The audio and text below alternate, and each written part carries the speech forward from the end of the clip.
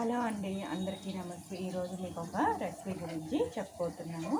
ఇడ్లీ పిండి వచ్చేసి మనకి కొంచెం ఒక 2 రోజులు ఉన్నప్పుడు పిలిచినప్పుడు ఇడ్లీ పిండి మనం పునుగులుగానే అలా వేసుకుంటాం కదా. మసాలా ఇడ్లీలాగా మనం ఇప్పుడు చేసుకుంటున్నాం సింపుల్గా. ఇదిగోండి ఇడ్లీ పిండి, ఇది కొంచెం ఉంది. దీంట్లో నేను వచ్చేసి కరివేపాకు, కొత్తిమీర ఇలా ఇష్టంగా చేసి పెట్టుకుంటే పిల్లలు తింటారు కదా. ఇదిగోండి కొంచెం క్యారెట్, కొంచెం అల్లం ముక్కలు, కొంచెం ఎర్రగడ్డలు, 2 పచ్చిమిరపకాయలు ఇవన్నీ కలిపేసి మనం పునుగులు అలాగే కాకుండా మసాలా ఇడ్లీలాగా ప్రిపేర్ చేసుకుంటున్నాం. ఇలా చాలా సింపుల్, టేస్టీ పిండి. మనం మార్నింగ్ టైం పిండి పులిసినప్పుడు కూడా ఇలా మనం పడేయకుండా అట్టలు వేసుకోకుండా ఇలా వేసుకున్నారనుకోండి చాలా బాగుంటుంది. ఇలా మిక్స్ చేసేసి దీంట్లో కొంచెం జీలకర్ర వేసుకోండి. కచ్చాపచ్చా దాన్ని చేసుకొని, లేదంటే డైరెక్ట్ అయినా వేసుకోండి. జీలకర్ర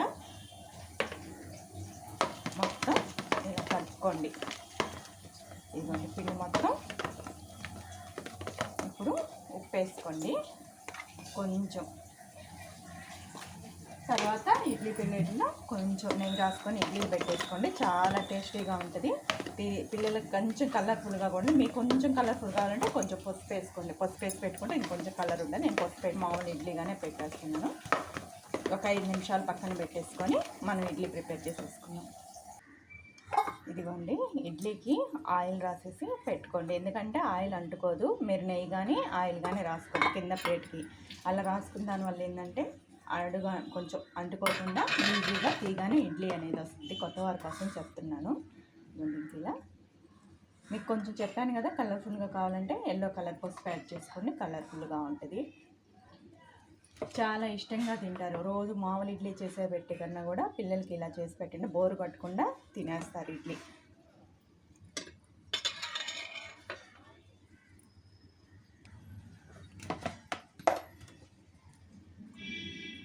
ఇలా చేసి పెట్టేసుకుంటే తొందరగా కూడా మనం ముందు రోజే ఇవన్నీ కట్ చేసి క్యారెట్ అయితే తురుము పెట్టేసుకున్నా పొద్దున్నే పిల్లలు క్యారేజ్ లంచ్ బాక్స్లో పెట్టే వాళ్ళకైతే చాలా ఈజీగా పనికొస్తుంది. ఇలా ఇష్టంగా కూడా తింటుంది.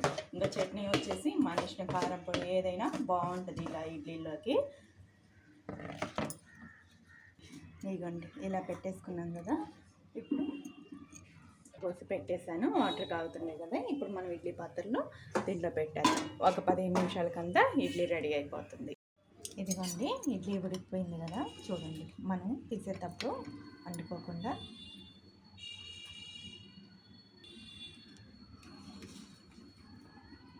ఇలా తీసేసి మనం సర్వ్ చేసుకోవడం పిల్లలకి.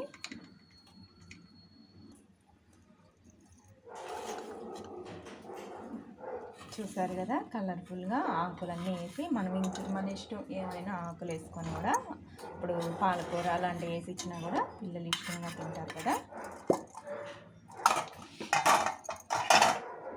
చూసారు కదా, చాలా సింపుల్గా చేసుకునే మసాలా ఇడ్లీ అనేది రెసిపీ అనేది చూపించాను. చాలా టేస్టీగా కూడా ఉంటుంది, పిల్లలు ఇష్టంగా కూడా తింటారని చెప్పాను కదా.